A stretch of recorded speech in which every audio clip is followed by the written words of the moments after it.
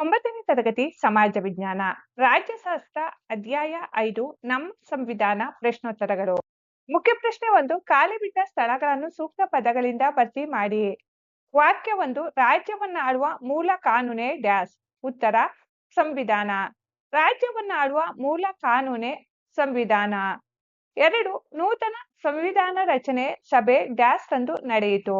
ಉತ್ತರ ಡಿಸೆಂಬರ್ 9, 1946. ನೂತನ ಸಂವಿಧಾನ ರಚನಾ ಸಭೆ ಡಿಸೆಂಬರ್ 9, 1946ರಂದು ನಡೆಯಿತು. ವಾಕ್ಯ 3, ಸಂವಿಧಾನ ಕರಡು ಸಮಿತಿಯ ಅಧ್ಯಕ್ಷತೆ ವಹಿಸಿದವರು ಡ್ಯಾಶ್. ಉತ್ತರ ಡಾಕ್ಟರ್ ಬಿ.ಆರ್. ಅಂಬೇಡ್ಕರ್.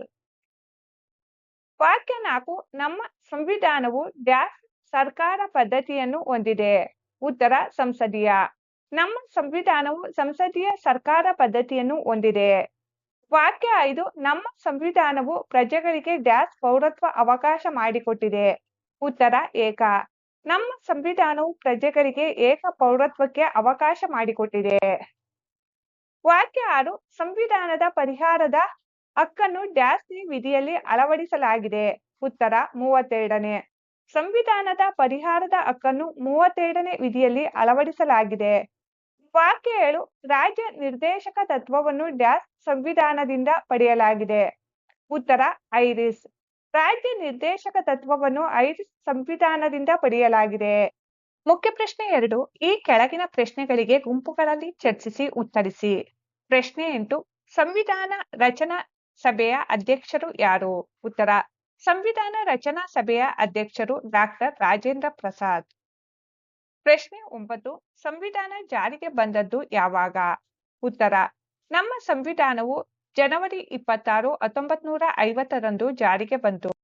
ಪ್ರಶ್ನೆ 10, ಭಾರತ ಸಂವಿಧಾನದ ಪ್ರಸ್ತಾವನೆ ಸಾರಾಂಶವನ್ನು ತಿಳಿಸಿ. ಉತ್ತರ ಭಾರತವನ್ನು ಒಂದು ಸಾರ್ವಭೌಮ ಸಮಾಜವಾದಿ ಜಾತ್ಯತೀತ ಪ್ರಜಾಸತ್ತಾತ್ಮಕ ಗಣರಾಜ್ಯ ಎಂದು ಸಾರುತ್ತದೆ. ದೇಶದ ಎಲ್ಲಾ ನಾಗರಿಕರಿಗೂ ಸಾಮಾಜಿಕ, ಆರ್ಥಿಕ ಮತ್ತು ರಾಜಕೀಯ ನ್ಯಾಯವನ್ನು ಒದಗಿಸುವುದು. ವಿಚಾರ, ಅಭಿವ್ಯಕ್ತಿ, ನಂಬಿಕೆ, ಧರ್ಮ ಮತ್ತು ಉಪಾಸನೆಯ ಸ್ವಾತಂತ್ರ್ಯವನ್ನು ನೀಡುವುದು. ಸ್ಥಾನಮಾನ ಮತ್ತು ಅವಕಾಶಗಳಲ್ಲಿ ಸಮಾನತೆಯನ್ನು ಕಲ್ಪಿಸುವುದು. ವ್ಯಕ್ತಿ ಗೌರವ, ದೇಶದ ಏಕತೆ ಮತ್ತು ಸಮಗ್ರತೆಗಾಗಿ ಭ್ರಾತೃತ್ವ ಭಾವನೆಯನ್ನು ಮೂಡಿಸುವುದು. ಪ್ರಶ್ನೆ 11, ಜಾತ್ಯತೀತತೆ ಎಂದರೇನು? ಉತ್ತರ ಎಲ್ಲ ಧರ್ಮಗಳನ್ನು ಸಮಾನತೆಯಿಂದ ಕಾಣಬೇಕೆಂಬುದನ್ನು ಪ್ರತಿಪಾದಿಸುವುದೇ ಜಾತ್ಯತೀತತೆ. ಒಟ್ಟಿನಲ್ಲಿ ಸರ್ವಧರ್ಮ ಸಮಭಾವದ ನೀತಿಯನ್ನು ಅನುಸರಿಸುವುದೇ ಜಾತ್ಯತೀತತೆಯಾಗಿದೆ. ಪ್ರಶ್ನೆ 12, ನಮ್ಮ ಸಂವಿಧಾನದ ಪ್ರಮುಖ ಲಕ್ಷಣಗಳನ್ನು ವಿವರಿಸಿ. ಉತ್ತರ ಲಿಖಿತ ಮತ್ತು ಬೃಹತ್ ಸಂವಿಧಾನ. ನಮ್ಮ ಸಂವಿಧಾನವು ಲಿಖಿತ ರೂಪದಲ್ಲಿದ್ದು ಜಗತ್ತಿನಲ್ಲೇ ಅತಿ ದೊಡ್ಡದಾದ ಸಂವಿಧಾನವಾಗಿದೆ. 2, ಭಾಗಶಃ ನಮ್ಯ ಮತ್ತು ಭಾಗಶಃ ಅನಮ್ಯ. ಕೆಲವು ವಿಧಿಗಳನ್ನು ಸರಳವಾಗಿಯೂ ಕೆಲವು ವಿಧಿಗಳನ್ನು ಕಠಿಣ ವಿಧಾನದ ಮೂಲಕವೂ ತಿದ್ದುಪಡಿ ಮಾಡಬಹುದು. 3, ಸಂಸದೀಯ ಸರ್ಕಾರ ಪದ್ಧತಿ. ಕಾರ್ಯಾಂಗವು ಶಾಸಕಾಂಗಕ್ಕೆ ಜವಾಬ್ದಾರವಾಗಿರುತ್ತದೆ. 4, ಗಣತಂತ್ರ ವ್ಯವಸ್ಥೆ. ವಂಶ ಪಾರಂಪರ್ಯ ಆಡಳಿತವಿಲ್ಲದೆ ದೇಶದ ಮುಖ್ಯಸ್ಥರು ಚುನಾವಣೆಯ ಮೂಲಕ ಆಯ್ಕೆಯಾಗುತ್ತಾರೆ. 5, ಒಕ್ಕೂಟ ವ್ಯವಸ್ಥೆ.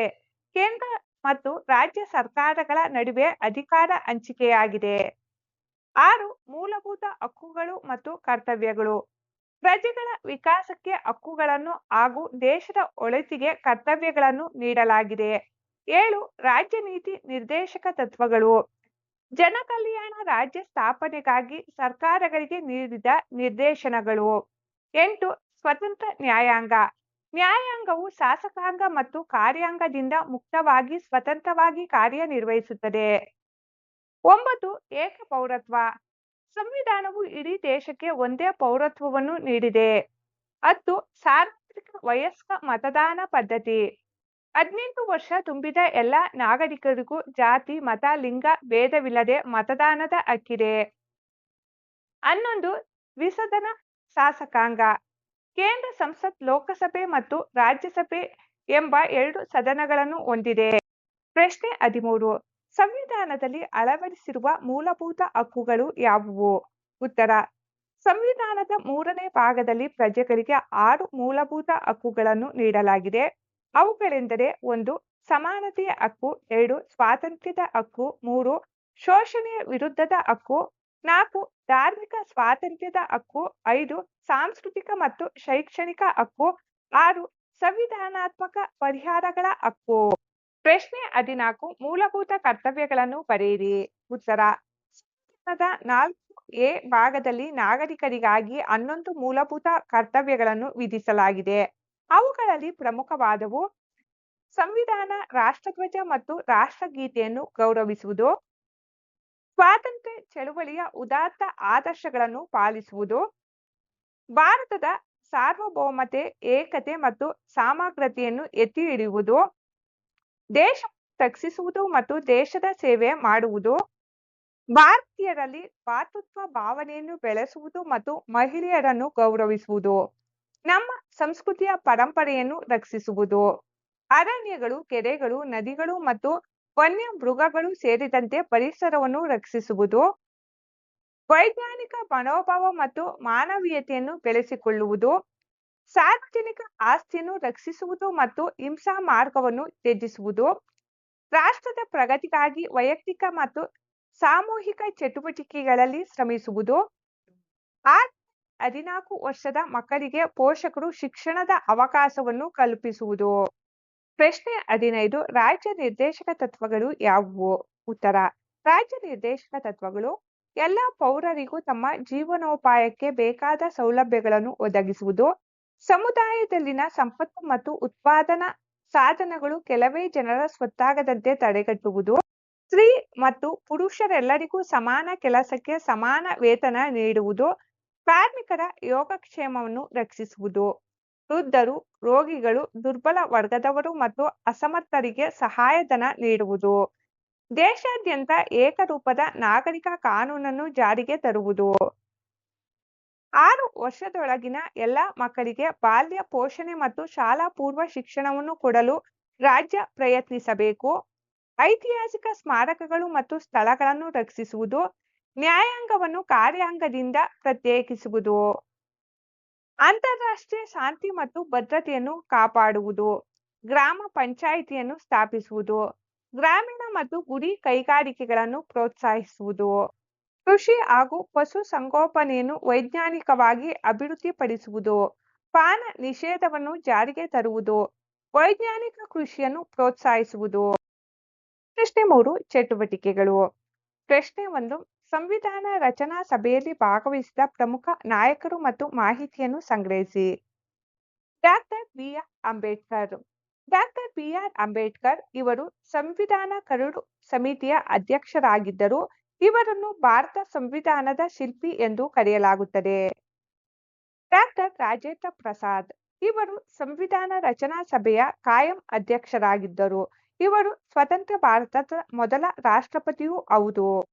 ಜವಾಹರ್ಲಾಲ್ ನೆಹರು ಇವರು ಸಂವಿಧಾನ ಸಭೆಯಲ್ಲಿ ಧ್ಯೇಯೋದ್ದೇಶಗಳ ನಿರ್ಣಯವನ್ನು ಮಂಡಿಸಿದರು. ಇವರು ಭಾರತದ ಮೊದಲ ಪ್ರಧಾನಮಂತ್ರಿ. ಸರ್ದಾರ್ ವಲ್ಲಭಾಯ್ ಪಟೇಲ್ ಇವರು ಸಂವಿಧಾನ ಸಭೆಯ ಮೂಲಭೂತ ಹಕ್ಕುಗಳು ಮತ್ತು ಅಲ್ಪಸಂಖ್ಯಾತರ ಸಮಿತಿಯ ಅಧ್ಯಕ್ಷರಾಗಿದ್ದರು. ಇವರನ್ನು ಭಾರತದ ಉಕ್ಕಿನ ಮನುಷ್ಯ ಎನ್ನಲಾಗುತ್ತದೆ. ಮೌಲಾನಾ ಅಬುಲ್ ಕಲಾಂ ಆಜಾದ್ ಇವರು ಸಂವಿಧಾನ ಸಭೆಯ ಪ್ರಮುಖ ಸದಸ್ಯರಾಗಿದ್ದು ಸ್ವತಂತ್ರ ಭಾರತದ ಮೊದಲ ಶಿಕ್ಷಣ ಸಚಿವರಾಗಿದ್ದರು. ಪ್ರಶ್ನೆ 2 ನಾವು ಅನುಭವಿಸುತ್ತಿರುವ ಮೂಲಭೂತ ಹಕ್ಕುಗಳ ಪಟ್ಟಿ ಮಾಡಿ. ಮಾನವೀಯತೆ ಹಕ್ಕು, ಕಾನೂನಿನ ಮುಂದೆ ಎಲ್ಲರೂ ಸಮಾನರು. ಸ್ವಾತಂತ್ರ್ಯದ ಹಕ್ಕು, ಮಾತನಾಡುವ ಮತ್ತು ಸಂಚರಿಸುವ ಸ್ವಾತಂತ್ರ್ಯ. ಶೋಷಣೆಯ ವಿರುದ್ಧದ ಹಕ್ಕು, ಬಾಲಕಾರ್ಮಿಕ ಪದ್ಧತಿ ನಿಷೇಧ. ಧಾರ್ಮಿಕ ಸ್ವಾತಂತ್ರ್ಯದ ಹಕ್ಕು, ಯಾವುದೇ ಧರ್ಮ ಪಾಲಿಸುವ ಹಕ್ಕು. ಸಾಂಸ್ಕೃತಿಕ ಮತ್ತು ವಿದ್ಯಾಭ್ಯಾಸದ ಹಕ್ಕು, ಅಲ್ಪಸಂಖ್ಯಾತರ ಸಂಸ್ಕೃತಿ ರಕ್ಷಣೆ. ಸಂವಿಧಾನಾತ್ಮಕ ಪರಿಹಾರಗಳ ಹಕ್ಕು, ಹಕ್ಕುಗಳಿಗೆ ಧಕ್ಕೆ ಆದಾಗ ನ್ಯಾಯಾಲಯಕ್ಕೆ ಹೋಗುವ ಹಕ್ಕು. ಪ್ರಶ್ನೆ 3 ನಾವು ಪಾಲಿಸಬೇಕಾದ ಮೂಲಭೂತ ಕರ್ತವ್ಯಗಳ ಪಟ್ಟಿ ಮಾಡಿ. ಸಂವಿಧಾನಕ್ಕೆ ಗೌರವ.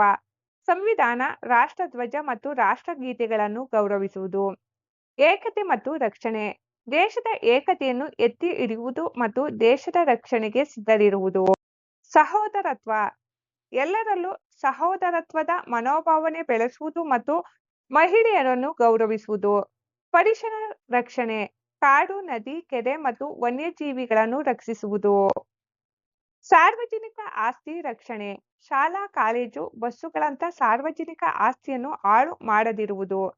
ವೈಜ್ಞಾನಿಕ ಮನೋಭಾವ, ಮೂಢನಂಬಿಕೆಗಳನ್ನು ಬಿಟ್ಟು ವೈಜ್ಞಾನಿಕ ಮತ್ತು ಸುಧಾರಣಾ ದೃಷ್ಟಿಕೋನ ಬೆಳೆಸಿಕೊಳ್ಳುವುದು. ಶಿಕ್ಷಣದ ಅವಕಾಶ, 6 ರಿಂದ 14 ವರ್ಷದ ಮಕ್ಕಳಿಗೆ ಪೋಷಕರು ಕಡ್ಡಾಯವಾಗಿ ಶಿಕ್ಷಣ ಕೊಡಿಸುವುದು.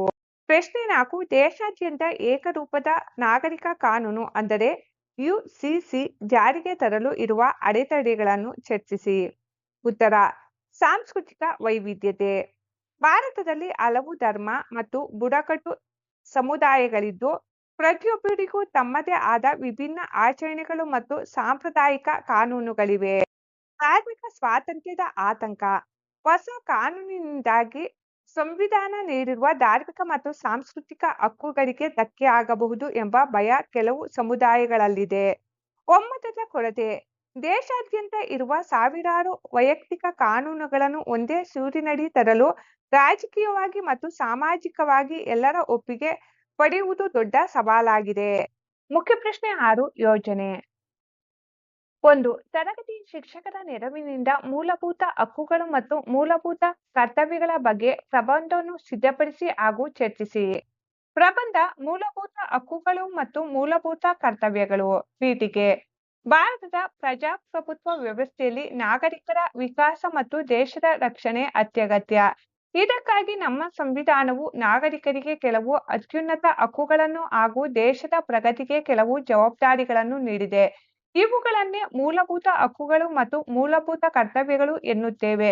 ಇವು ಒಂದೇ ನಾಣ್ಯದ 2 ಮುಖಗಳಿದ್ದಂತೆ. ಹಕ್ಕುಗಳಿಲ್ಲದೆ ಕರ್ತವ್ಯಗಳಿಲ್ಲ, ಕರ್ತವ್ಯಗಳಿಲ್ಲದೆ ಹಕ್ಕುಗಳಿಲ್ಲ. ವಿವರಣೆ: 1.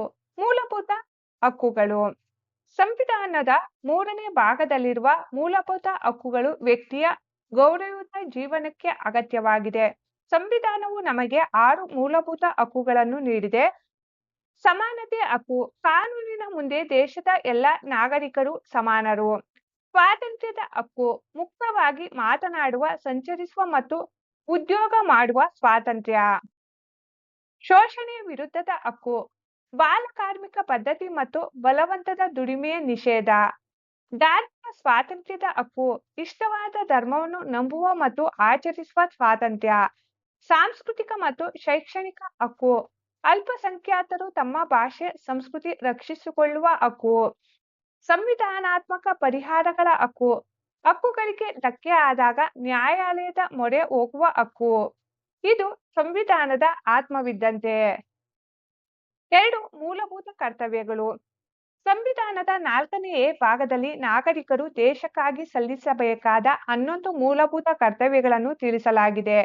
ಪ್ರಮುಖವಾದವುಗಳು: ಸಂವಿಧಾನ, ರಾಷ್ಟ್ರಧ್ವಜ ಮತ್ತು ರಾಷ್ಟ್ರಗೀತೆಯನ್ನು ಗೌರವಿಸುವುದು, ದೇಶದ ಸಾರ್ವಭೌಮತ್ವ, ಏಕತೆ ಮತ್ತು ಅಖಂಡತೆಯನ್ನು ರಕ್ಷಿಸುವುದು, ಶಾಲೆ, ಬಸ್ಸು ಮುಂತಾದ ಸಾರ್ವಜನಿಕ ಆಸ್ತಿ-ಪಾಸ್ತಿಯನ್ನು ರಕ್ಷಿಸುವುದು, ಕಾಡು, ನದಿ, ಕೆರೆ ಹಾಗೂ ವನ್ಯಜೀವಿಗಳು ಸೇರಿದಂತೆ ಪರಿಸರವನ್ನು ರಕ್ಷಿಸುವುದು, 6 ರಿಂದ 14 ವರ್ಷದ ಮಕ್ಕಳಿಗೆ ಪೋಷಕರು ಕಡ್ಡಾಯವಾಗಿ ಶಿಕ್ಷಣ ಕೊಡಿಸುವುದು. ಉಪಸಂಹಾರ: ಮೂಲಭೂತ ಹಕ್ಕುಗಳು ನಮಗೆ ರಕ್ಷಣೆ ನೀಡಿದರೆ ಮೂಲಭೂತ ಕರ್ತವ್ಯಗಳು ನಮ್ಮಲ್ಲಿ ಜವಾಬ್ದಾರಿಯನ್ನು ಬೆಳೆಸುತ್ತವೆ. ಕೇವಲ ಹಕ್ಕುಗಳನ್ನು ಕೇಳುವುದಷ್ಟೇ ಅಲ್ಲದೆ ನಮ್ಮ ಕರ್ತವ್ಯಗಳನ್ನು ಪ್ರಾಮಾಣಿಕವಾಗಿ ಪಾಲಿಸಿದಾಗ ಮಾತ್ರ ದೇಶವು ಸಮೃದ್ಧಿಯಾಗಲು ಸಾಧ್ಯ.